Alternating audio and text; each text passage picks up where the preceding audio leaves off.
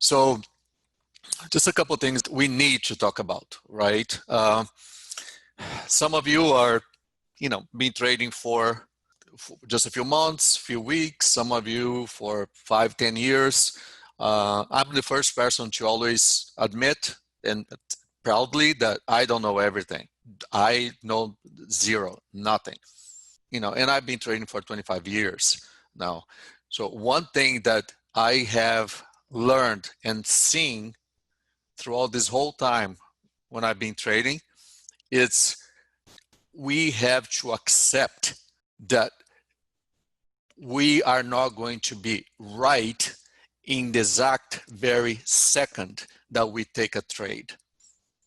Trading is a business where you have to see the best odds, take the best circumstances. Sometimes you have to wait for it. And then sometimes you can be a little early because, we're humans, we make mistakes. But of course, there are mistakes because they didn't work out. When they work out, you're a genius, right? So you have to accept that you need to position yourself under the best situation and talk about as far as stock-wise, price-wise, to be able to capitalize when goes your way. Are you going to be top ticking and bottom ticking 100% of the time? No, I don't expect you. I used to try to get the absolute best top and absolute best bottom. And you know what happened? I would miss 50%, 80% of my trades because I wanted to have perfect. So with time and hundreds, if not thousands of notes and, and mental pain, I write down, I'm going to buy XYZ at this price and I'm going to sell that price. And I will sometimes I will miss one or the other because I wanted the trade to be perfect, right? Trading is not perfect. Trading is dictated by humans, it's people that are behind, right? So you can't try to make an absolute science out of it. I had people, and I've been quiet the last few weeks. I have all these health issues that I really got sick, upset with some people, the way, their the sense of entitlement. We don't need to be in a room to make money. How do you guys think I've been trading for the last 25 years by myself? I don't need this. This is a part of my life. Once I turned 50 years old, I was like, for 3-5 years, I'm going to share as much as I can because I was f***ed in my life at one point. I made millions trading, the story. Then I lost everything because the market changed and August came in, all that story already. And if you don't know, it's recorded somewhere. And I was at the bottom of the bottom of the bottom of that pit. And I know how horrible it is to be there, how hopeless it is to be in that situation. So in my mind, and I have friends that trade and do well, I ask them, come to the room, let's share, and they don't want to share. It's fine, it's their mind. They don't feel like people should learn on their own merits, get screwed on their own, trying and eventually try to figure out. It's to each their own. They think like that. And in my mind, if I can do anything to help all of you would be awesome to be able to cut through the curve that, I had to go through to be able to get back on my feet. I mean, that's word for me. That's a huge accomplishment that I feel very proud about. But it really sickens me to get people that have been trading for a year, 2 years, 5 years, trade stupid. I went on private and talked to some of them. And I was like, oh, let me see how you do this trade. And these people are trying to lecture me. I'm trading 100 shares, 300 shares. I trade 20, 50, 100,000 shares. And these people are trying to tell me I'm doing right or wrong. Give me a freaking break. So you have to understand, you're not going to be perfect every single time you get into a trade. I get into a trade when it's completely outside the normal trading range for a week, for a month that stock made. I look what I have done in the past based on that same movement, and I position myself to go and take that trade. It's going to take a day, a week, a month to work out. If it takes a day, it's great. How many times I took a swing and I was out the same day? Those are great, but that's not what I expect. Those are the outliers. So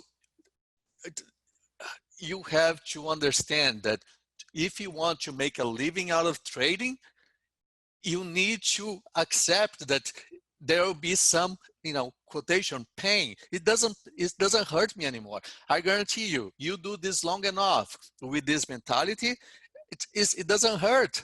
It's like when I talk about like a stock pets or Mohawk, when it starts to come down, that I hope it gets to those levels. When I talk about those levels, like on pets on $29 to $30 and Mohawk when we hit 70, 71, I mean it. These are like extraordinary, stupid levels. You wanted to go there. Yeah, but I bought the 80. I don't want to go to 70. Why not? Have you ever bought real estate? Have you ever bought like large amounts of real estate or house or, one house for investment? And by investment, I don't mean to buy and rent. I mean to buy, do some remodeling and rent. You don't know when the market, if you have to little study based on the area. You have to do your comps, depending, of course, when the bubble happened, a few years ago. You have to realize that you're not buying at the top or the bottom, and you just have to see at the best position, the best level, based on how much it was 6 months, 1 year prior. And then expect the price to go back, turn and start to go back up. That means that you buy the exact bottom? No, it doesn't. Right? So it's the same thing with stocks. But the thing with stocks, you always have bubbles. Every day, every week, every month, especially during earnings season, you're going to have bubbles, which makes such a beautiful, beautiful business to be part of, to be in, because every week you have an amount of possibilities, of opportunities to go ahead and position yourself when with a good company to go ahead and capitalize on when I'm on a move when the price overextended or is too depressed. Right? And now, just to quote Warren Buffett, you buy good companies when they're on the operating table, right? So you have to go in with the mentality. It's not like blindly. You need to realize that you are getting to something at X price that people are paying 20, 30% more just a few days or weeks prior. Those people are going to start to use stops and get out of desperation. And that's when we come in. You're never going to see me when stocks are breaking out. I was like, oh, this is breaking out. I'm going to go ahead and take a long here. I'm going to go long. After all these people that bought prior are, or shorts are pushing stocks even higher. Does it work? Yeah, it work for some people, but for me, I would not feel comfortable buying something that is already up 10, 15, 20, 30%. When it's a bull market, everybody's a genius, but when things hit the fan, then everybody's caught, naked, not knowing what to do. I'd rather buy something that is already depressed, already lost 10, 15, 20, 30%, and just sit and just be patient because I'm already buying at a discount compared to a few days prior, than to buy something at all-time highs or new highs and just hope. That's the difference in my mind. What gives me the peace of mind just to sit and not even look at a position. So some positions I take, you can start a day trade and then I turn to a swing or a small swing. Why do you do that? Well, it's not necessarily true. For example, there's a lot of, for example, I take the example of IBM yesterday, right? That I took the long and then once start to break the levels, I stopped. Why that? Because IBM, it had earnings, right? But was still up for the day. Was it depressed? I'm not going to start a swing on something that starts as a day trade on something that is already up for the day. No, I don't do that. So when I turn, if you noticed, when I turned some day trades into swings, is that I go into daily chart or on the 90-minute chart and I see that stock already lost 10, 15, 20, 30%. In my mind, it's it does not make any sense to close the position. Many times I can close the position even. And I'm the first one to say, I'm not going to close. I can close right now. DFS is one today, right? When I shorted, right? I took the short and came down 50 cents, then went back to the high. I mean, DFS, just look on the daily. How many times it runs, what was that? 6-7% in a day and holds that gap. Look how many times it does. And then you say, okay, what if DFS went to the, and COF is one. Everything I'm talking about DFS, you can look at COF yesterday. Exactly the same thing. How many times that stock moves that much in a day and doesn't retrace? Okay, there'll be days that it's gonna do it, right?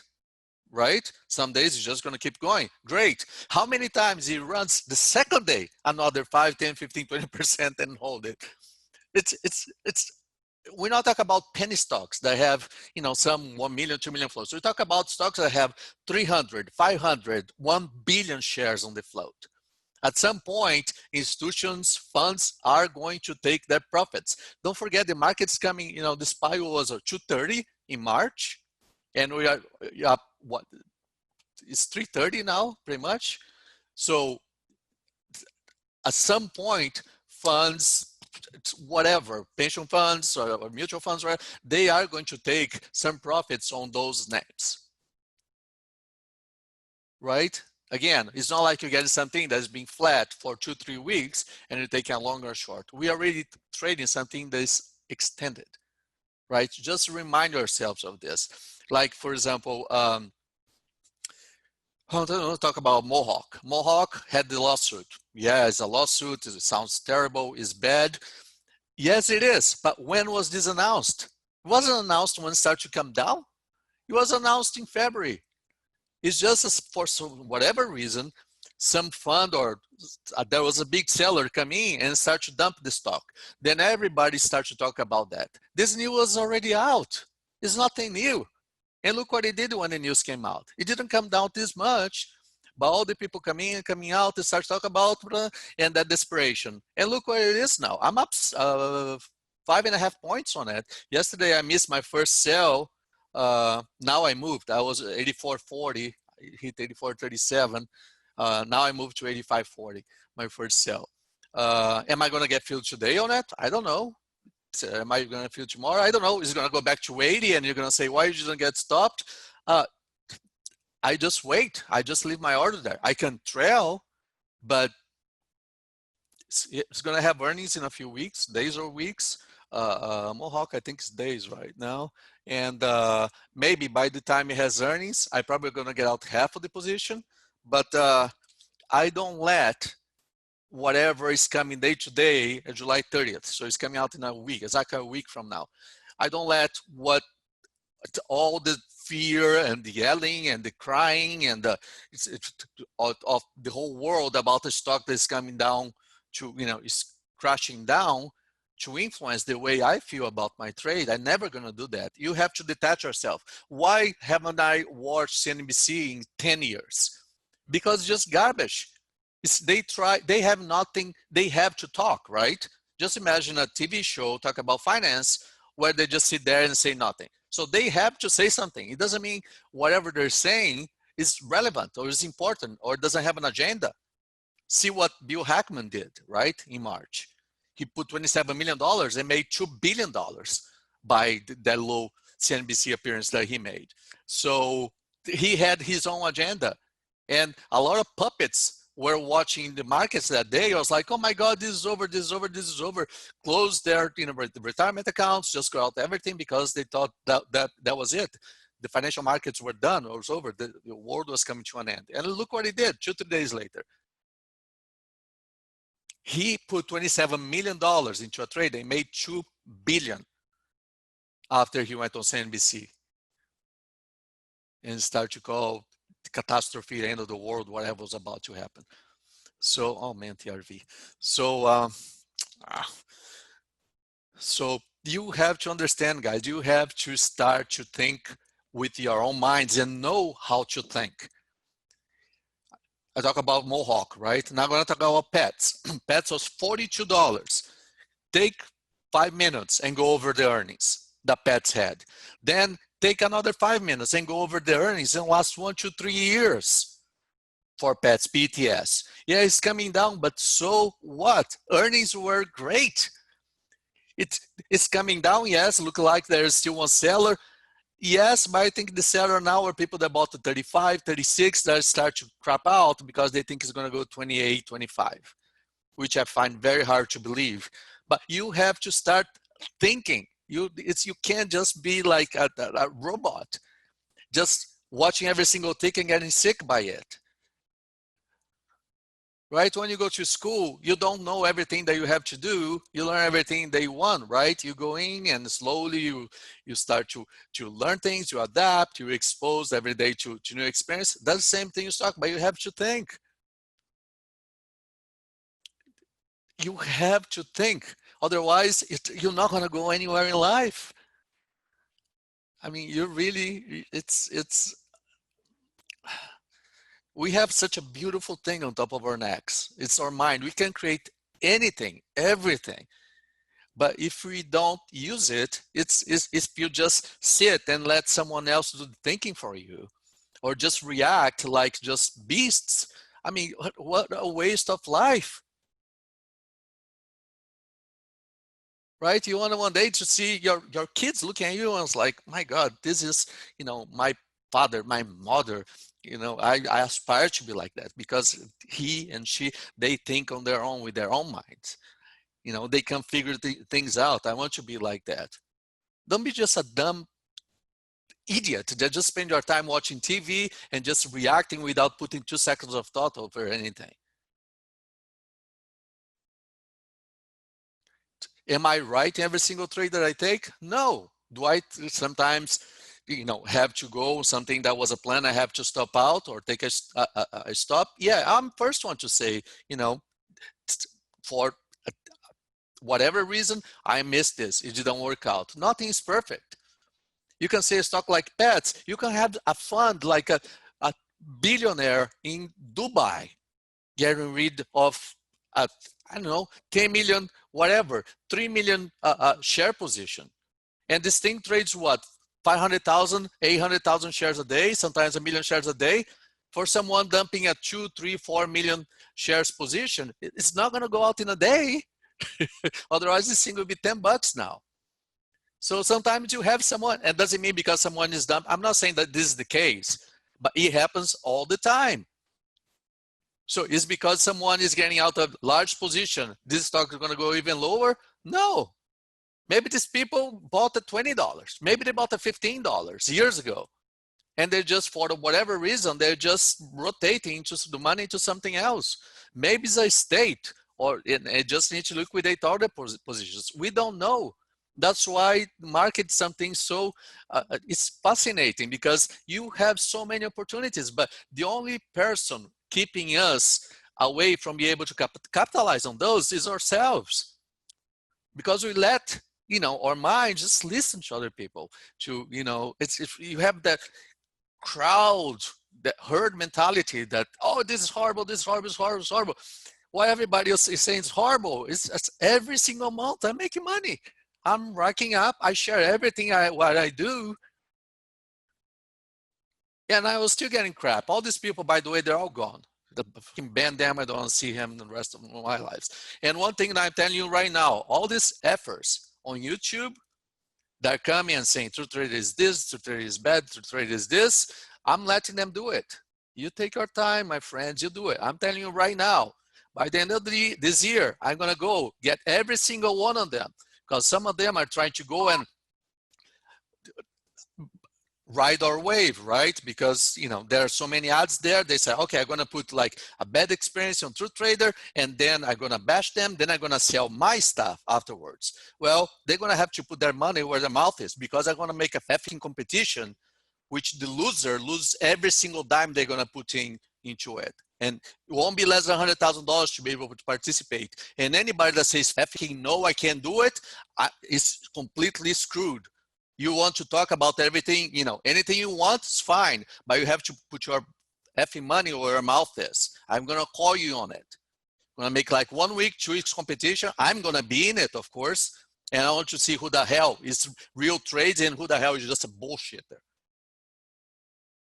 Okay, so go ahead. If you're in the room, go ahead, go on YouTube, do your thing.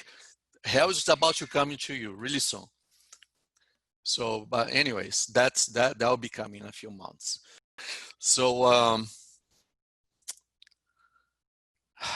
gosh, what I was talking about now, I got off my, so, oh, and the other one, Schwab. Schwab, it is taking a little longer than I expected, but have you seen Schwab losing 10, 15, 20% in a day? No, Schwab didn't get down to, to the level where you say we would add. It got to 33, we added, right? So the average now, my Schwab is 35.40. Should I have waited for the ad?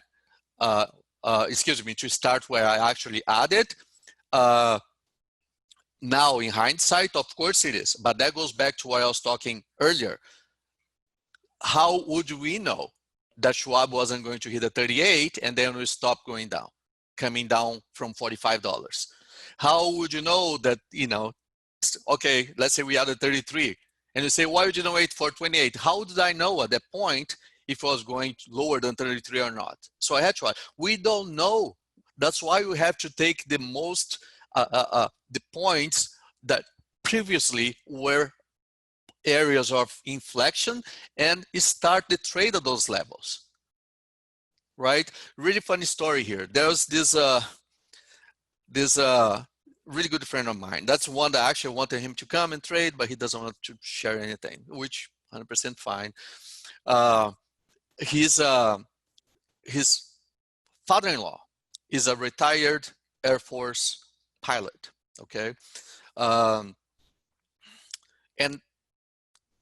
he left he has $3, he left about $5 million to each daughter. And his family, nobody knew that he had all this money. He started with like 300,000 like 20, 25 years ago, right? And got all the way to 15 million. So this friend of mine went and I was like, okay, can you tell me, because he trades, right? Everybody. So he was like, can you tell me what you did to do this, to make this much money? Because nobody in the family knew. He just came out last year because he made his will, because he's getting older and he's afraid he might pass. So he wants the family to know that his daughters to know that they're, he's leaving that for them. And what he did is, funny enough, is exactly what I do. He waits for good companies that are getting dumped. He buys and just holds them into what? His time frame is a little longer than mine. He holds them into the next earnings season. Had a bad earnings this time. Okay, they crash, stay down for a while. Then as they approach the next quarter, you have to wait 2 or 3 months. They start to go back up again. Why? Because who guarantees that bad quarter wasn't just a fluke? Shorts are not going to be taking that chance. Longs, smart money, will know that they're going to be buying into that next earnings report. Then he sells before it's announced.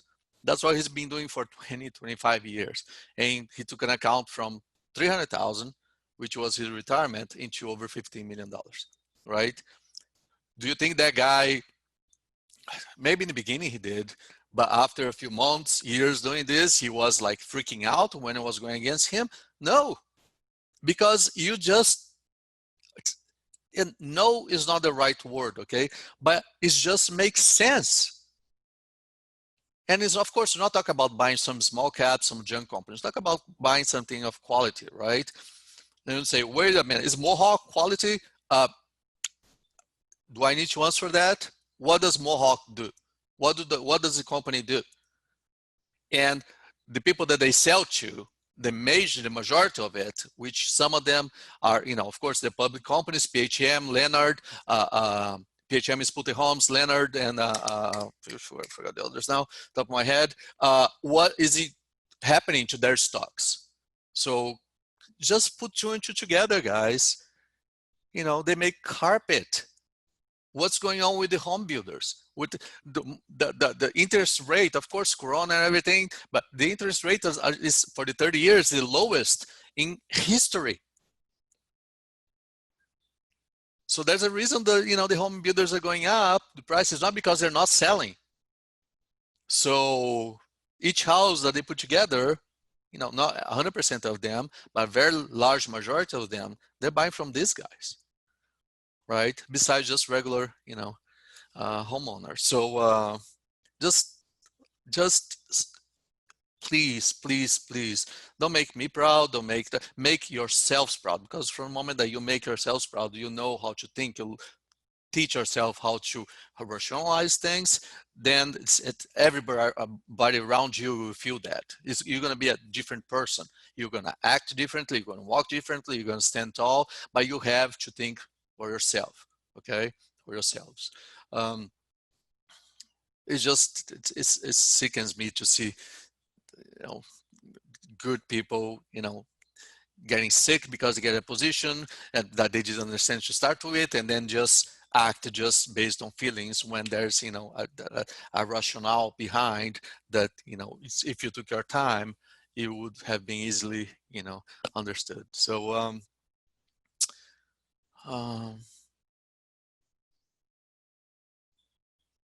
that's why I'm opening that. Again, the name is it's not perfect, but it kind of shows the spirit of what we trying to do. It's going to be Wild West, because there will be aggressive trades. Listen, you can make a pretty good living trading being conservative, but that wasn't my case. I mean, I wanted to make money. I made money when I started trading for years and years and years. And again, the story, but I wasn't trading. I started with, I didn't start with 100 shares and 6 months later I was doing 200 shares. No, I was going extremely aggressive and heavy on the trades that I was taking. But to be able to do that, it needs to make sense in our mind. Otherwise, you're always going to be scared. You think that you're developing irritable bowel disease when it's really just the nerves racking you up, because you don't understand what you're doing. You don't accept the fact that you're going to be right sometimes, you're going to be wrong sometimes. But if you just think about the fact that that's how I feel. When I take a trade, something is already so extended that I feel like I'm on the driver's seat. I wasn't the first one, second one to go and try to put my neck on the line there. I wasn't like my grandfather used to do when you go,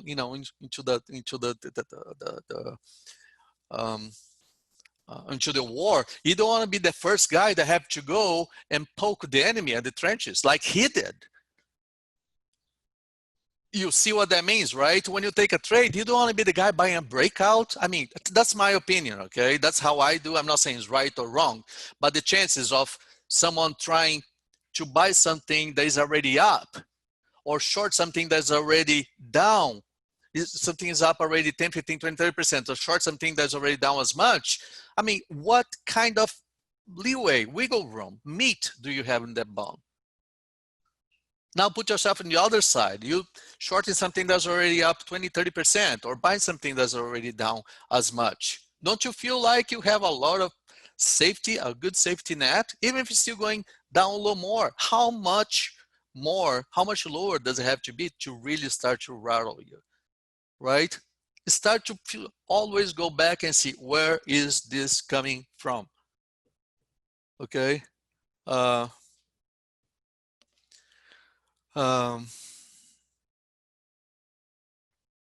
I just want to go ahead and to go and share this. I know I've been absent. I was in really bad shape for a few weeks there, guys. I really thought I was going to die, but it turns out I got a false positive, and then it came back and everything was fine. But I still had to go through and had some stuff cut out. But now I'm back and strong as a bear, or a bull. But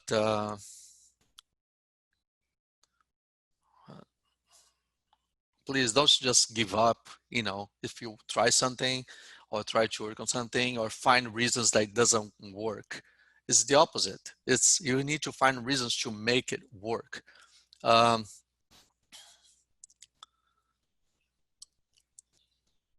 like always to put my friends on it, because my close friends, I always, when I do something, I try to put them in it, right? I had a business I started last year. I'm not going to talk about business, it's just the point, okay? I shared with 3 friends, 3 really good friends. Also, listen, I'm going to be doing this. If you want to be part of it, I can give you a share, and I take care of everything. And of course, and my kids were part of it. Too. It was like a family thing. Wing is going here, and all of them were afraid. They're scared. I don't want to be putting money in. I don't want this. I don't want that. I sold that business. I made about 700% on the money I invested in exactly 13 months. And of course, I know they're not feeling great about passing their opportunity. But if you want to make money, you have to have been putting your neck out there. You can't just sit and leave your money protected, because I guarantee you that money is going to be gone. Life is going to take that money away from you. Regular expenses, unexpected expenses is going to take that money from you. Invest it wisely, put it in a place that you feel pretty safe, that is not going to be spent or wasted or gone, but you have to be aggressive. I don't know, honestly, I never met anybody that became a multimillionaire by being, unless they had someone in the family that put them in a position where they could do that they got to that point without being aggressive. It just doesn't work. There needs to be a risk to have that reward. That's just basic. I mean, you go out to see a beautiful, beautiful woman. Are you a woman? You see a beautiful, beautiful, good-looking guy, and they're not even looking at you. Do you think the world is going to bring that person to you? Or not just beautiful, it can be beautiful inside or out, right? Not saying like beautiful, just like an awesome person. Are you going to just sit and expect for the world destiny to bring that to you, or are you going to take rain and go and make it happen? Of course, not be like a crazy person, but approach the person, try to to learn about and get out of your comfort zone. Most people just don't do anything. They just wait and just go through life like bad. I know it's bad, but that's what I used to say, like, and because it's a strong reminder of what it really is, like poop on the ocean. You just go where the tides take you. Do you want to live like that? I mean, what kind of stupid life is this, man? Come on, take rain, take, courage, make informed, educated decisions, but go and do something about it.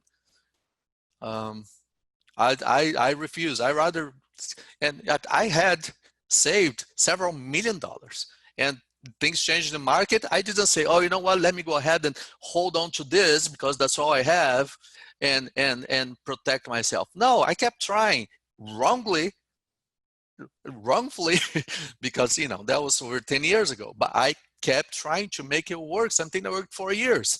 I didn't have, maybe because of I was younger, maybe because I was just got used and I couldn't accept that things would change, but based on the way that I was trading. But I went from all that to nothing. You know the story. I had nothing.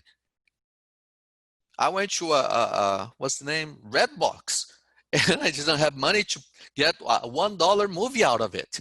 And I was making several $1,000,000 2-3 years prior to that. But I made it work. You have to make it work. Today I have more money that I made more money in the month of March than most of people make in their own lifetimes. In 1 month, I made more than I made in prior 2-3 years. But you have to be aggressive. You have to keep telling yourself this doesn't work, or this is wrong. You have to look at the bright side. You have to look at the right door. You have to make whatever in your head is making you not see it. You have to look so often, so deeply into it that it becomes clear. But you can't go into that with negativity or a sense of giving up. Oh, I can't do this because I just have $10,000.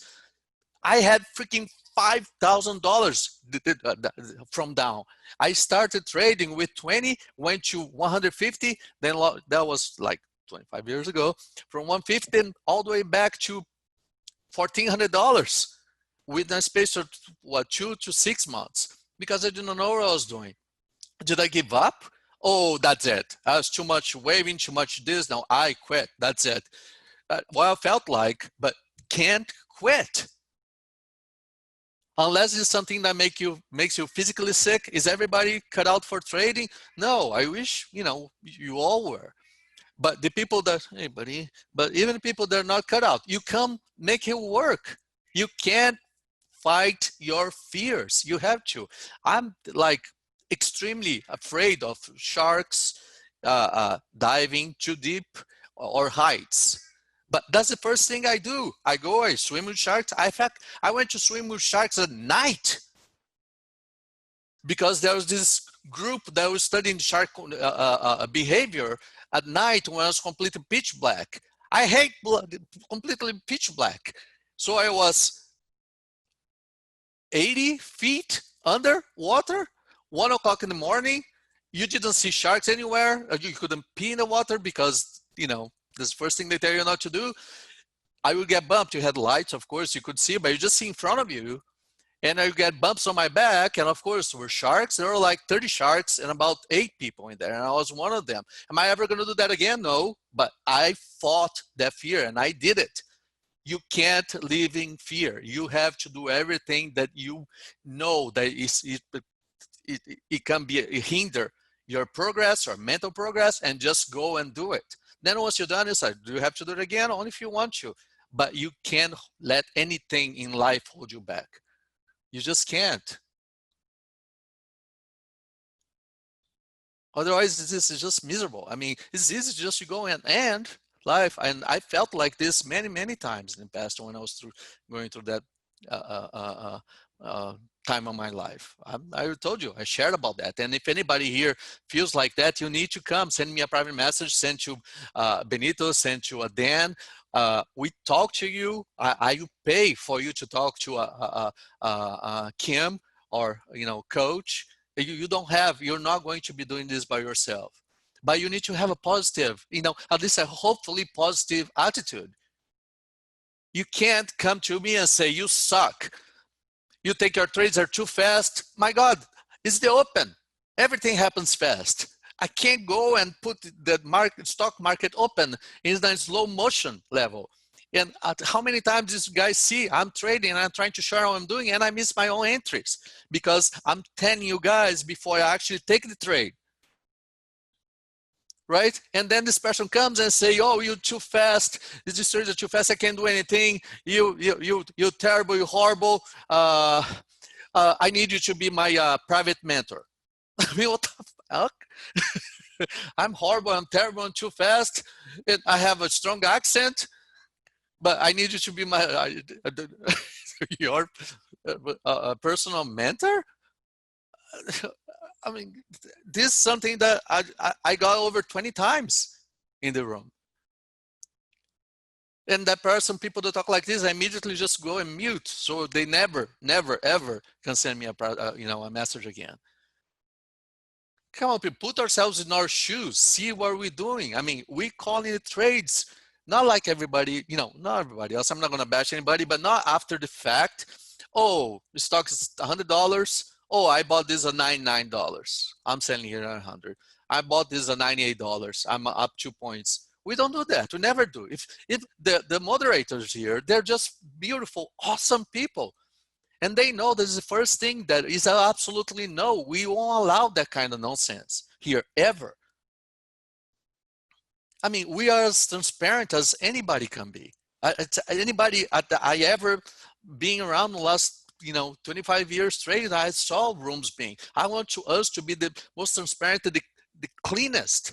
Never gonna call any. I mean, look at the swings. We don't say, oh, I bought this here, I bought this. I tell you guys ahead of time when it comes to the levels. And then I send the SMS. There's no buying ahead of time. Don't do that. I can't do that. I don't need it.